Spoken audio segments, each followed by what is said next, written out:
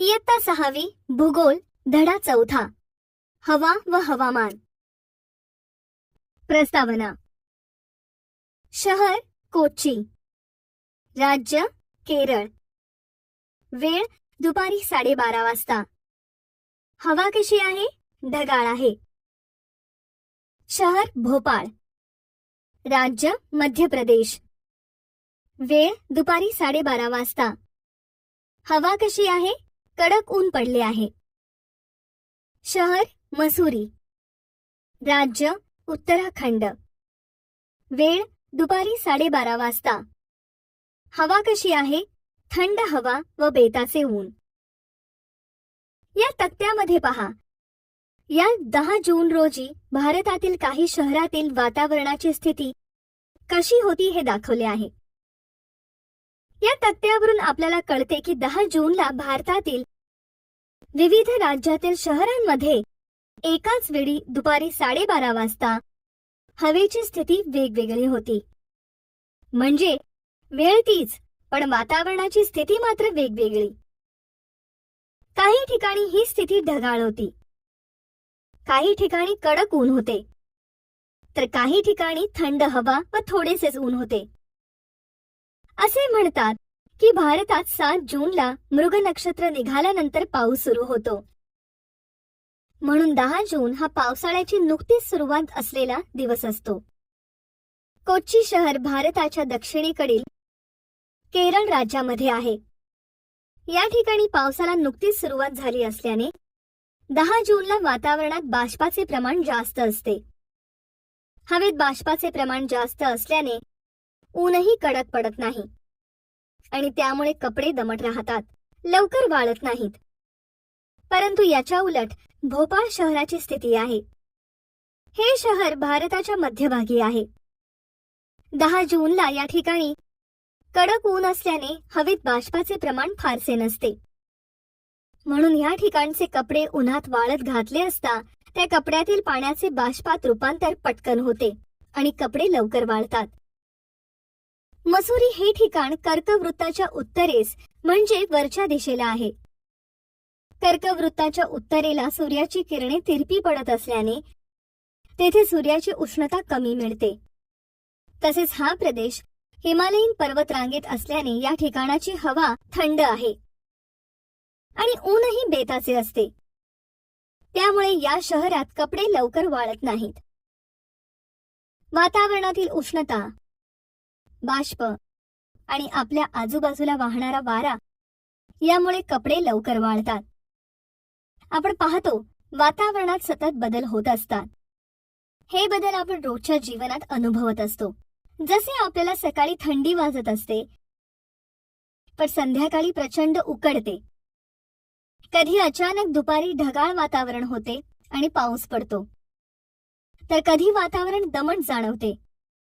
कधी संध्याकाळी ढग जमा होतात, तर कधी रात्री फार छान चांदणे पडले असते। हवा, हवामान। हवा व हवामान यांची माहिती घेण्यापूर्वी प्रथम आपण हवा म्हणजे काय हे पाहू। एखाद्या ठिकाणची विशिष्ट वेळेला असणारी वातावरणाची अल्पकालीन स्थिती म्हणजे हवा होय। ही हवा कधी थंड असते, कधी गरम, कधी दमट, तर कधी कोरडी। हवेची ही स्थिती आपण अनेकदा अनुभवत असतो आणि तिचे वर्णनही करत असतो।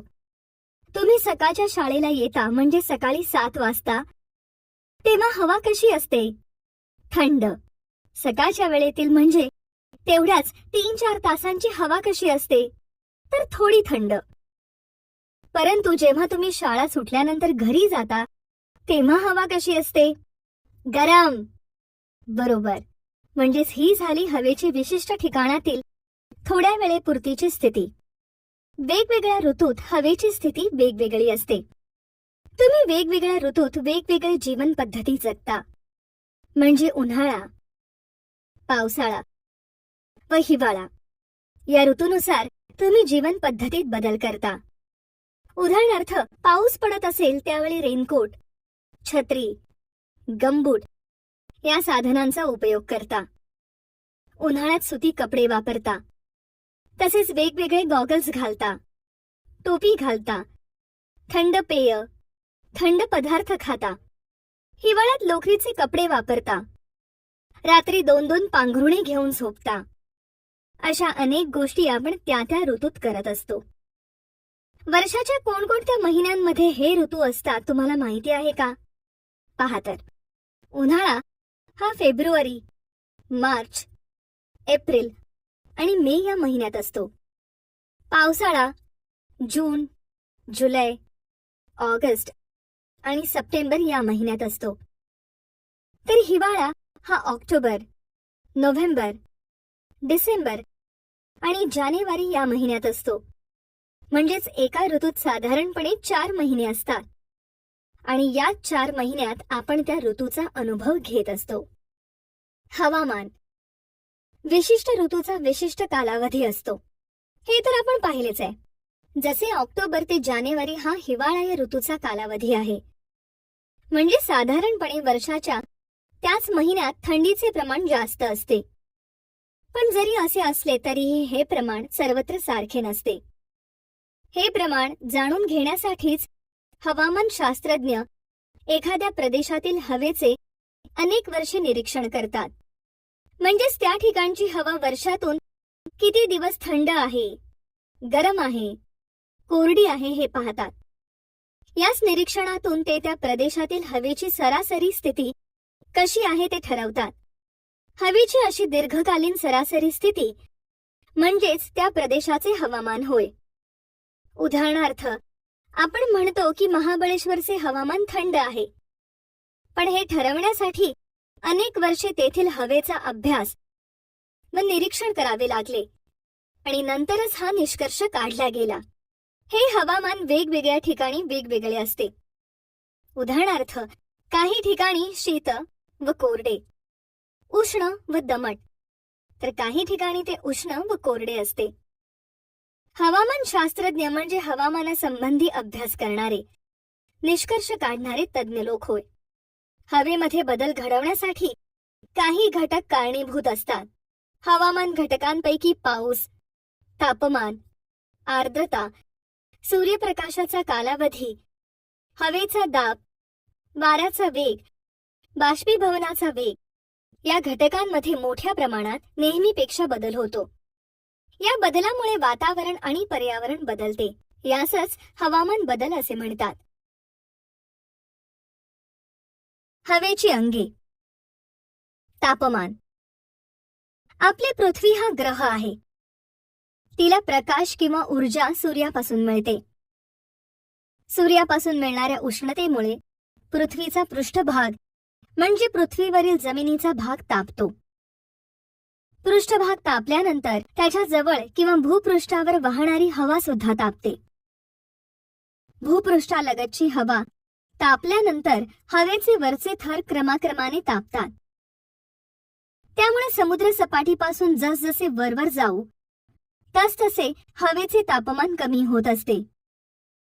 हे समजण्यासाठी एक प्रयोग करून पाहू. उदाहरणार्थ, गॅसवरती एकावर एक अशी 4 पातेली ठेवून त्याच्यात प्रत्येकी अर्धा लिटर पाणी घाला. साधारण 10 मिनिटे पाणी तापत ठेवून नंतर बघा की कोणत्या पातेल्यातील पाणी जास्त गरम व जास्त थंड आहे. तुमच्या लक्षात येईल की खालच्या पातेल्यातील पाणी जास्त गरम आहे, तर त्याच्यावरच्या त्यापेक्षा कमी, त्याच्यावरच्या त्याहीपेक्षा कमी, तर चौथ्या पातेल्यातील पाणी खूप कमी गरम झाले असेल. अशाच प्रकारे हवेचे होते.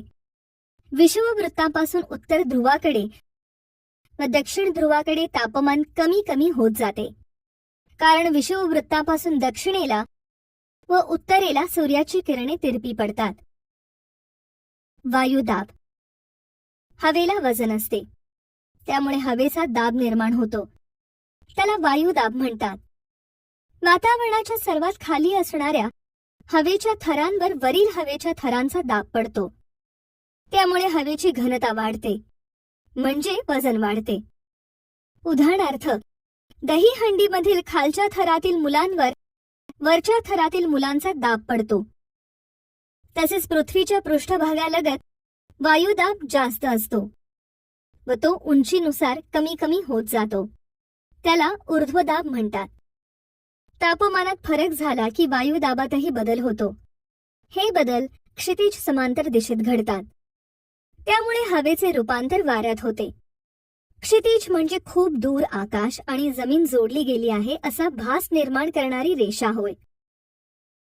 जास्त उंचीवर वायुदाब कमी असतो, कारण तेथे हवा विरळ म्हणजे कमी प्रमाणात असते. वारे. वाहणाऱ्या हवेला वारा म्हणतात, किंवा जास्त वायुदाबाकडून कमी वायुदाबाकडे हवा क्षितिज समांतर दिशेत वाहू लागते, त्यास वारा म्हणतात.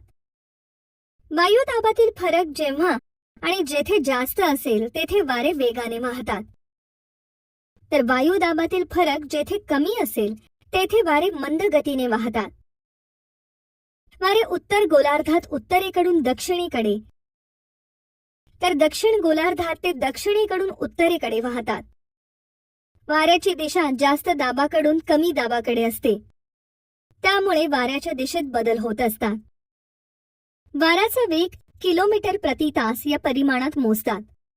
वारा कोणत्या दिशेकडून वाहतो हे आपल्याला वात दिशादर्शकाच्या सहाय्याने समजते. आर्द्रता. वातावरणात बाष्प असते.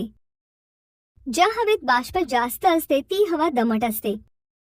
उदाहरणार्थ पावसाळ्यातील हवा. हवेतील दमटपणास आर्द्रता म्हणतात. आर्द्रता म्हणजे पाऊस येण्याआधी असलेला हवेतील ओलावा.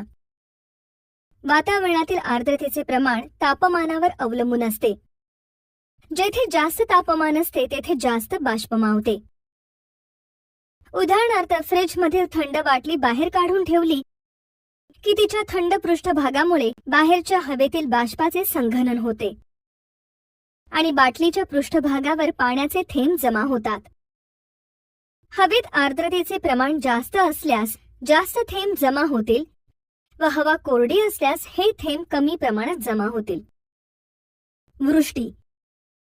वृष्टीची निर्मिती कशी होते ते आता बघूया. पावसाचे पाणी ओढे, नद्या, नाले यांच्या मार्फत समुद्रात जाऊन मिळते. समुद्रातील पाण्याची सूर्याच्या उष्णतेमुळे वाफ होते. वाफेचे बाष्पात रूपांतर होते. ते बाष्प वाऱ्याबरोबर वाहत जाऊन एकत्र होते. ते जलयुक्त कणांपासून ढग बनतात.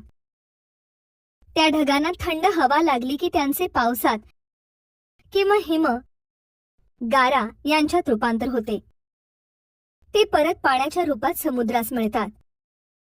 अशा प्रकारे हवेतील बाष्पाचे पाणी आणि हिम यांच्यात रूपांतर होऊन ते पुन्हा जमिनीवर येते. यालाच वृष्टी असे म्हणतात.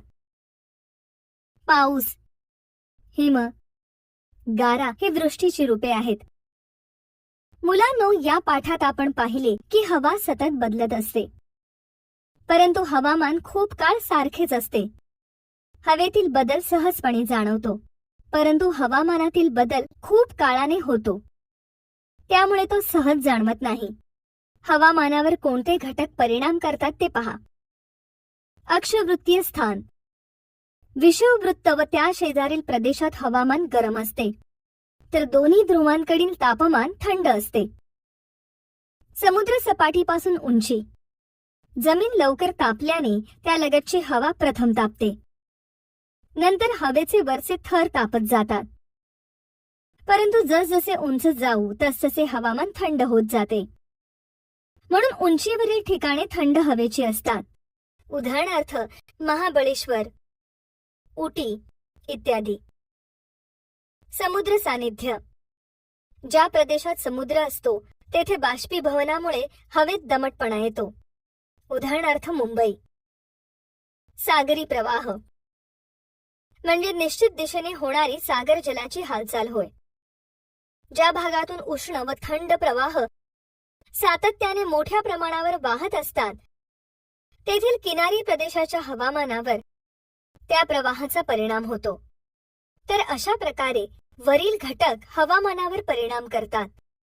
तसेच पर्वतरांगा, जमिनीचा प्रकार, स्थानिक वारे यांचाही त्या त्या प्रदेशातील हवामानावर परिणाम होतो.